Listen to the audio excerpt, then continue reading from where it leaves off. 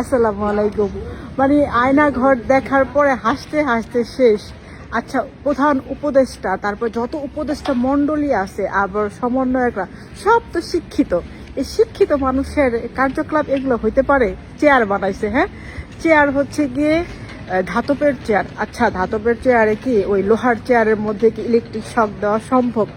ছোটবেলা থেকে এই পর্যন্ত এত সিনেমা দেখে আসছি, শক শক দেওয়ার চেয়ার হয় কাঠের চেয়ার। ধাতবের চেয়ারে তো বসে শক দেওয়া সম্ভব না, অসম্ভব ব্যাপার। আচ্ছা, আপনারা না বলেন সবাইকে যে আমাদের সাথে কথা বলতে বলার আগে পড়াশোনা করে আসবেন, হোমওয়ার্ক করে আসবেন। তো 6 মাসের হোমওয়ার্ক এত কাঁচা। আর ওই যে গোলামের পুঁতে গামছা দেখাইলো, এখন দিদি আয়না করে গোলাপি রঙের তোয়াইল্লা। এত মাসে, 6 মাসে পড়াশোনা কইরা, হোমওয়ার্ক করা, এই আয়না ঘর ভাবছিলাম কি জানি দেখাইবো। হাস্যকর হাস্যকর আয়না ঘর দেখলাম। এতটুকু শিক্ষা আপনাদের মধ্যে নাই। আমাদের বলতেন, আমরা বলে দিতাম সিনেমা দেখে দেখে যে আয়না ঘরটা কেমন হবে।